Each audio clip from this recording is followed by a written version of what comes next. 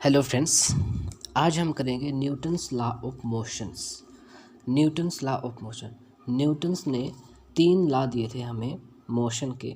Newton's first law of motion, Newton's second law of motion and Newton's third law of motion.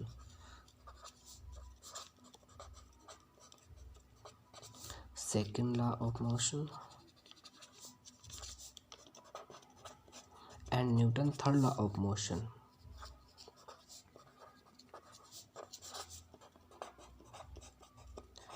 जो Newton's के first और second law of motion है वो हमें force के magnitude की बेसिक डेफिनेशंस देते हैं। मतलब कि इन 2 लॉ से हमें पता चलता है कि फोर्स क्या चीज़ है और मैग्नीट्यूड ऑफ फोर्स क्या है। मैग्नीट्यूड ऑफ फोर्स का पता चलता है। कैसे पता चलता है हम सीखेंगे आगे की वीडियो में। पहले बात करते हैं फर्स्ट लॉ ऑफ मोशन।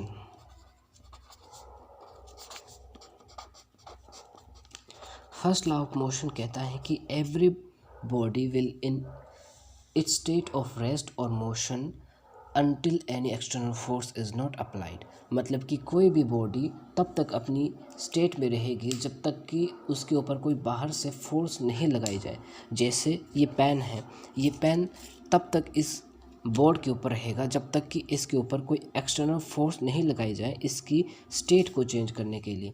यानी कि यहाँ से हमें पता चलता है कि हमें इस बॉडी की स्टेट को चेंज करने के लिए एक एक्सटर्नल फोर्स की ज़रूरत तो पड़ती ही पड़ती है। तो फिर इस लॉ से हमें पता चलता है कि जो फोर्स हैं वो तो लगती ही हैं किसी की बॉडी की स्टेट को चेंज करने के लिए। तो इस फर्स्ट लॉ से हमें पता चला कि फोर्स आखिरकार हैं क्या। और फर्स्ट लॉ से फोर्स कैसे डिराइव्ड हुई हैं ये भी हमें पता चला। फर्स्ट लॉ कहता है कि every body will remain in state of rest और motion until an external force is not applied. A body will remain in a state of rest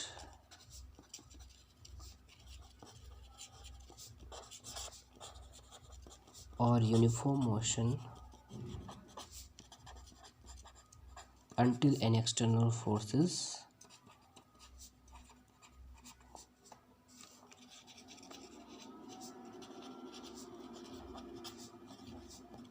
not applied. और फोर्स, यहाँ से हमें फोर्स क्या पता चलता है कि फोर्स क्या है। फोर्स एक कोई ऐसी चीज़, force is something which change the state of rest और uniform motion of the body. Force कोई एक ऐसी चीज़ है जो कि बॉडी की स्टेट ऑफ रेस्ट और मोशन को चेंज करती हैं। और अगर इतना समझ आया हो तो हम आगे बढ़ते हैं, सेकंड लॉ ऑफ मोशन को अंडरस्टैंड करते हैं। Second law of motion. Newton का सेकंड लॉ ऑफ मोशन हमें क्या बताता है? ये बताता है कि जो लीनियर मोमेंटम है, लीनियर मोमेंटम की rate of change of linear momentum है वो डायरेक्टली प्रोपोर्शनल है अप्लाइड फोर्स के। यानी कि force is directly proportional to linear momentum, rate of change of linear momentum. ठीक है, ये तो हमें समझ में आता है कि force directly proportional linear momentum के। लेकिन इसमें लीनियर मोमेंटम चीज़ है क्या जिसको कि हम पी से डिनोट करते हैं, ये है क्या, ये हमें कई बार पता नहीं चलता है, इसलिए हम इस कॉन्सेप्ट को समझ नहीं पाते हैं। लीनियर मोमेंटम,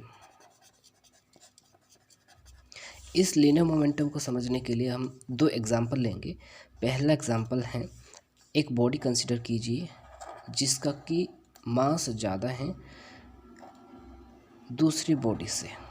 एक बॉडी ए है, एक बॉडी बी है। यहाँ पे अगर मैं देखूँ तो जो बॉडी ए का मास है यानी कि एम ए है वो ज़्यादा है एम बी से, बॉडी बी से।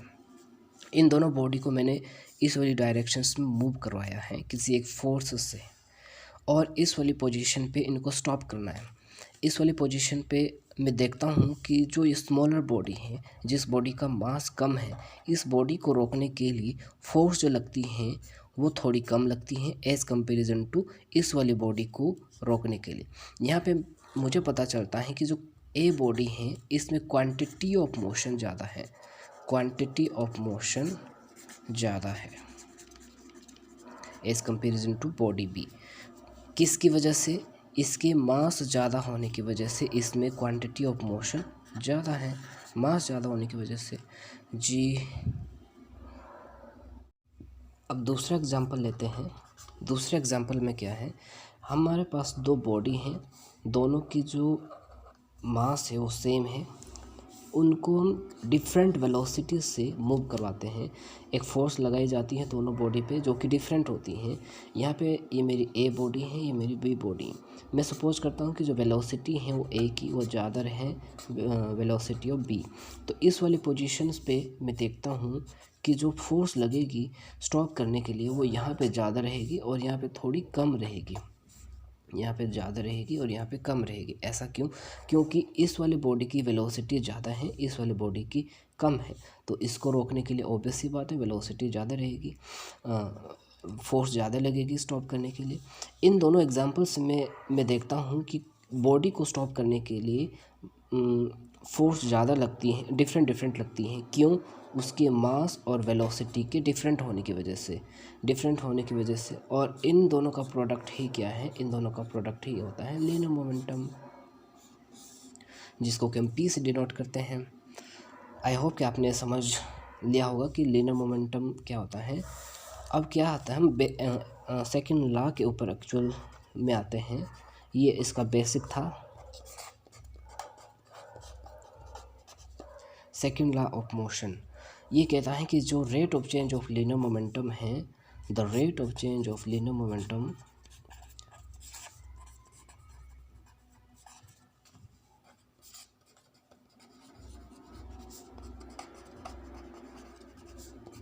वो डायरेक्टली प्रोपोर्शन है, directly proportion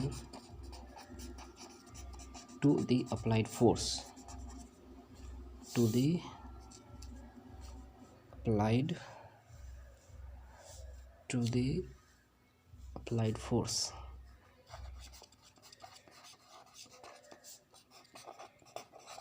to the applied force.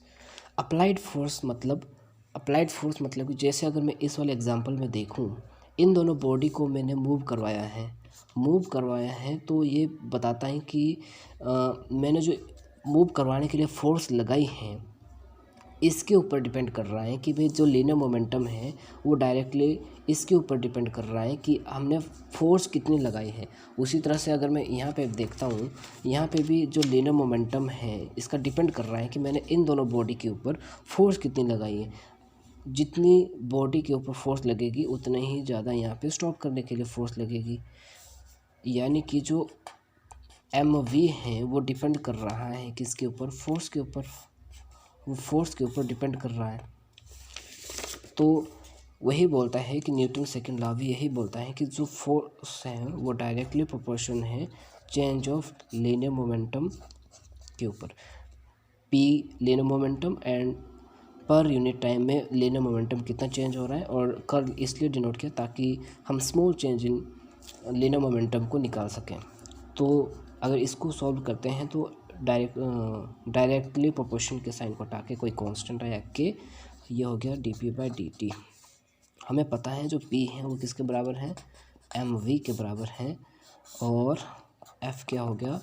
k curl t of mv। अब देखो बॉडी का जो मास है वो दोनों में अलग तो है, लेकिन उनका जो मास है वो चेंज नहीं हो रहा है थ्रू आउट देयर जर्नी। तो मास तो कांस्टेंट है, तो मास को बाहर लाइए, कर्ल v/t, इधर v/t ले लेते हैं, और v/t क्या होता है? Velocity per unit time equals to acceleration, therefore force equals to kma।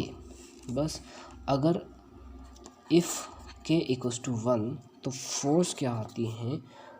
Mass into acceleration के बराबर आती है।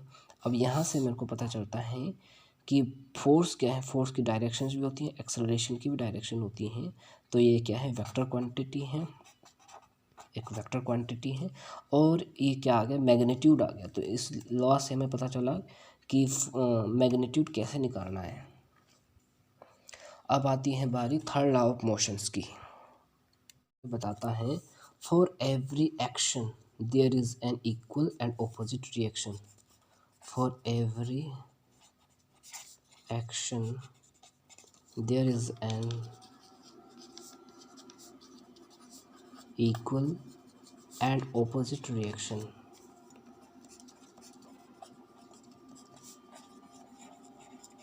मतलब ये है कि अगर कोई एक बॉडी है, वो बॉडी सपोज कीजिए कि इस ग्राउंड पे रखी है, इस ग्राउंड पे रखी है, बिल्कुल अटैच है। तो ये बॉडी जो है अभी रेस्ट पे है, लेकिन इस बॉडी का कोई ना कोई एक मास है, कोई ना कोई इसकी ग्रेविटी है जो कि डाउनवर्ड डायरेक्शंस में लग रही है। तो फिर क्या होता है, ये बॉडी डाउनवर्ड डायरेक्शंस में कोई ना कोई फोर्स लगा रही है, चाहे वो वेट फोर्स ही क्यों ना हो। तो फिर ये बॉडी इस ज़मीन के ऊपर जब फोर्स लगाती है तो ज़मीन भी वापस एक फोर्स लगाती है। कैसे समझते हैं, और ज़्यादा अच्छे से समझते हैं। जैसे कि ये हमारी बॉडी है और ये ज़मीन है, इन दोनों के जो बीच की जो डिस्टेंस है उसको मैंने थोड़ा बड़ा कर दिया ताकि हमें समझ आए कि इन दोनों के बीच में क्या हो रहा है। ये ज़मीन है, ये बॉडी यहाँ पे खड़ी है, अपना वेट कोई ना कोई वेट डाउनवर्ड डायरेक्शंस में लगा रहा है। मैंने सपोज किया कि ये वेट ये लगा रहा है नीचे की ओर, इसको बोलते हैं एक्शन, इसको बोलते हैं एक्शन। ठीक है जी। अब बॉडी डाउनवर्ड में लगा रही है, अब ये ज़मीन भी अपनी इसी लाइन ऑफ एक्शंस के ऊपर कोई ना कोई एक रिएक्शंस फोर्स ऊपर की ओर लगाएगी ताकि ये बैलेंस हो जाए, और उसका जो मैग्नीट्यूड होएगा वो उतना ही होएगा जितना कि एक्शन का मैग्नीट्यूड हो। ये ऊपर की ओर फोर्स लगाती हैं और इसको बोलते हैं रिएक्शन। उतना ही मैग्नीट्यूड होता है जितना कि डाउनवर्ड डायरेक्शंस में लगाए गए फोर्स का हो।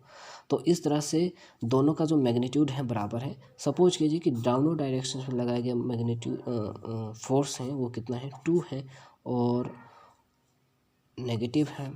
अपवर्ड डायरेक्शन में लगाया गया फोर्स कितना है, 2 है। तो दोनों का जो प्रोडक्ट हो गया वो क्या आ गया, 0। यानी कि जो बॉडी का वेट है बॉडी के ऊपर और ज़मीन के ऊपर कोई भी असर नहीं पड़ रहा है, दोनों की फोर्स जो 0 है। अब अगर इतना क्लियर हो गया हो तो इसको और ज़्यादा अच्छे से समझते हैं। एक फैक्ट इसके बारे में ये भी है कि अगर ये बॉडी डाउनवर्ड डायरेक्शंस में फोर्स लगा रही है और ज़मीन जो है, जो यहाँ पे ग्राउंड है, वो वापस एक फोर्स लगा रही है, फोर्स तो लगा रही है, तो ये न्यूट्रल हो रहा है। लेकिन कैसे ये समझते हैं। ये बॉडी है, इसने डाउनवर्ड डायरेक्शंस में फोर्स लगाया, ठीक है जी। अब ग्राउंड ने वापस एक फोर्स ऊपर की ओर लगाई, लेकिन फोर्स तो लगाई, लेकिन ये बॉडी है, ये बॉडी इस फोर्स को क्या सपोज करेगी, ये इस सब को सपोज करेगी एक्शन, ये इसको एक्शन सपोज करेगी। इसीलिए जब इस बॉडी के ऊपर फोर्स लग रही है तो वापस ये एक फोर्स करेगी, डाउनवर्ड डायरेक्शन में लगाएगी, जो कि क्या होगा, रिएक्शन होएगा। ये इस तरह से ये इसके लिए एक्शन होगा।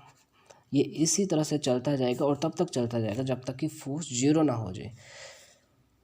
तो ये थे हमारे 3 लॉ जो कि बहुत ही ज़्यादा यूज़ होते हैं और पेपर में अक्सर पूछे जाते हैं। Thanks for watching my video. I hope you will understand my topic. Keep subscribing my channels and share this video if you like. Thanks for watching.